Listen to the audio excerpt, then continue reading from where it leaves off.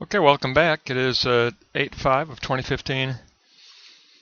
Syllogisms build on each other, and we need to understand that the conclusion of Aristotle's first triad leads to the first moment of the second triad. So we're going to take a look at the second triad, and it's going to go from causality to synonymy to tendency.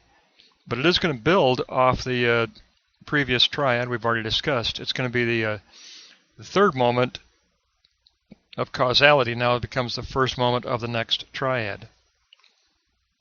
So if we look at causality, or the singular abstracto sign genus, we note that now our lexical network has progressed from things enclosed within a sensate boundary. Then it evolved to topoids, or generalizations, and they were arranged in their proper place, but still in the concreto sensate realm. And then we went to the docunta threshold, and we raised topoids to signs of a deeper significance through dialogue. And then we took signs and we partitioned them into main categories and subsystems, and we created a network of classified signs. And then finally, from classified signs, we moved on to substantial definitions as the concepts of universality. So we've made a lot of progress. We've gone from things to topoids to signs to classified signs to substantial definitions, and they're all enclosed within a singular abstracto sign genus, and that's the enclosure of our sign model of causality. And we couple that sign model of causality with the emotive power of our motivational base, and we posit that sign model of causality into actuality. We posit the sign model as an ideality into actuality as a praxis. So we're going to begin with the abstracto sign genus model of causality. We're going to unite it with our motivational base, which is informed by the universality which is held at the docunta threshold, and we're going to posit the causality model as an active principle of teleosis within the external actual reality, where it will become an active principle of teleosis at the praxis level. Now, according to Brentano, Aristotle calls this the realm of synonymy, of synonymous movement from potentiality to actuality. That movement for Aristotle is a synonymy. It's a synonymy movement from the potential of synonymy to the actual of synonymy. And so he forms it as an axiom: substances generate synonymous substances. And there are modalities of the synonymy of actualization.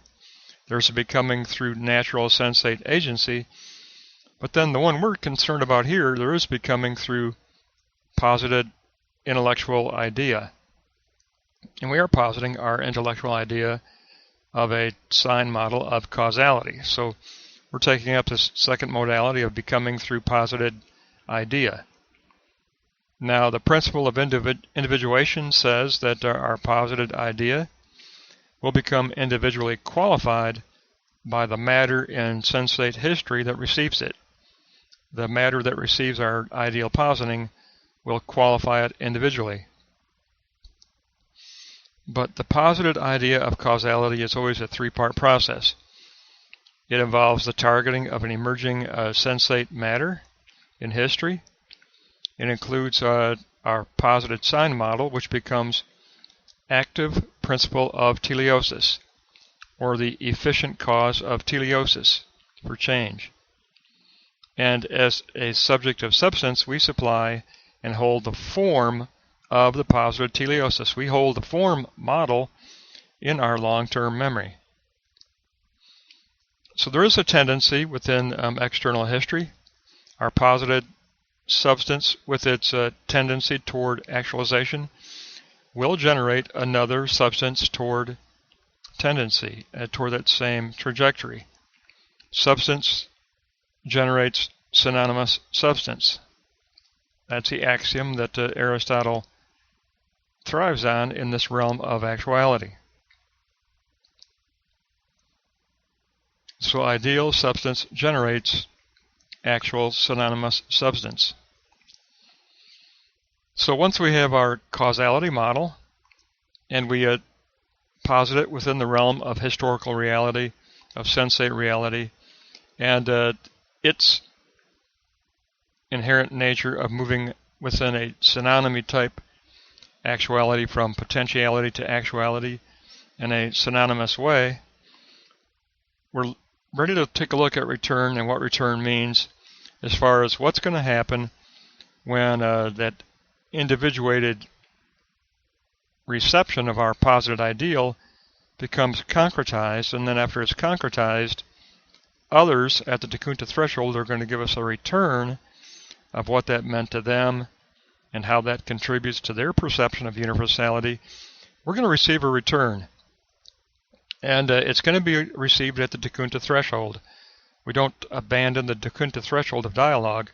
The return comes back to us in dialogue, so we're going to receive a return of dialogue at the Dekunta threshold, and it's going to be an ongoing contribution toward the trajectory of the sui generis universality of divine intellect. Remember, that's the overall enclosure of all of this. Particularity on our part, there's the universality of divine intellect. So we're going to receive a return at the Dekunta threshold from other analytical selves who have received our ideal positing in history. So we're going to take a look at the return as tendency, and it's going to be nous, or understanding, and the tendency of the prime mover. Now we're going to talk about Aristotle's prime mover. We'll begin with return. Our posited idea of causality always involves a return of approaching the universality of the divine intellect. And that helps us revise our substantial definitions and our motivational base that are held in their own potentiality, but we're always revising that third-party area of substantial universal definitions. It's in this return where we do refine our understanding. The concept of nous, the divine intellect, is understood better, and ourselves as subject, we reach true understanding. We understand the divine intellect as the first principle of world order. It's the cause of motion and order. It's the cause of the being of substances. Now, the effects of order and substances comes into existence spontaneously out of the divine intellect due to the axiom of synonymy. So, order and substance both come into existence spontaneously out of divine intellect due to the axiom of synonymy for Aristotle. You need to understand that because the very next note, therefore creation was spontaneous generation. Creation equals spontaneous generation. The prime mover is the principle and the first of all things. Synonymy potentiality precedes the synonymy actuality of creation. Therefore, says Brentano and Aristotle, the existing teleology we have in reality evolves out of this singular divine thinking principle as a spontaneous generation. So how does the concept of desire enter into all of this? Well, the divine intelligence inherently possesses a desire for the sake of another, according to Aristotle. It constitutes the good in itself. There is this inherent desire for the sake of another. And so the divine intellect is always, and always through desire, a striving toward the universal good. And so the divine intellect is to be understood as an intellect that is continually judging a thing to be good. There's always this activity of judging. In other words, divine intellect is active divine intellect. it's an active teleology. The universal teleology is always active. It's always active in the process of judging. It's always active in the process of its trajectory toward the universal good. It's always an active, divine, intellectual teleology. So for Aristotle and for Brentano, the divine intellect is perfect, necessary, active thinking principle. And once we arrive at this level of nous understanding, we're ready to return to Sophia, which was the first moment of the first triad. So we wrap up second triad, we return back to first moment of first triad, which was Sophia. So in this third moment, we've returned out of the posited model of causality. We've reached a nous understanding of the true universal prime mover of synonymy and spontaneous generation of creation. And we have acquired in the return the concept of desire for another, that's sacrificial love, and it's the guide for our revision of all of our substantial universal definitions. So we've come to a point where we really have naturally moved from the first syllogism to the second syllogism in Aristotle's logic, and that means that the third moment of causality in the previous syllogism has become our first moment in the second syllogism, the second triad. So we've gone from that causality model to being posited as a synonymy that will bring about a synonymous, actual, concrete realization in actuality. Our ideal will be actualized through praxis as a synonymy type evolving actuality. And then there will be a return, and that return is going to be a tendential, a tendency of return, all within the enclosure of the prime mover, the thinking teleology that encloses all of reality. And we are participating in that thinking teleology through our posited sign model of causality, but we also will receive out of that teleology a return from other analytical positing and thinking individuals at the Dakunta threshold, and together we're going to reach universality to even moving toward understanding the prime mover in a better and more comprehensive way. We do reach a true Sophia type wisdom, a nous understanding, and we do understand that the prime mover is a divine intelligence that does inherently possess a desire for the sake of another. So even though it is a spontaneous generation, it's a spontaneous generation coupled with desire, sacrificial desire. So its creation is spontaneous generation coupled with sacrificial desire as far as Aristotle is concerned about the divine universal intellect. But it is a divine universal intellect.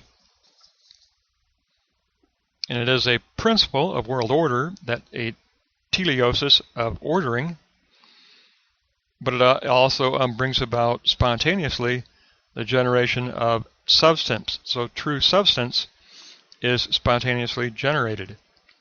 So it is principle and it is substance both. Even though for Aristotle it is intellect. Intellect creates substance. For Aristotle, intellect spontaneously creates substance and order, substance and order. So it is a universality of intellect, but intellect spontaneously creates substance. And we end up with our final triad of the return, understanding, and revision of our substantial universal definitions, which is a process we're involved in all the time. For Aristotle and for Brentano, our teleosis is always directed toward, everything we do is directed toward achieving universality. Everything is about universality for Brentano. For Brentano, we are involved in a praxis of actualizing universality. A praxis of actualizing universality that evolves out of our positing of an ideal of universality, which we have called a sign model of causality. But it is all about actualizing universality, reaching a coordination and coincidence with the prime mover intellect, which we can always approximate as a probability, but never really reach absolute certainty. It's always a posited probability with the conviction of a certainty in our motivational base, but that's just motivation. Motivation is certainty, but our positing is probability in an attempt to reach universality in all things through our posited sign model of causality. So that will wrap up the second syllogism, or the second triad of causality, synonymy, and tendency.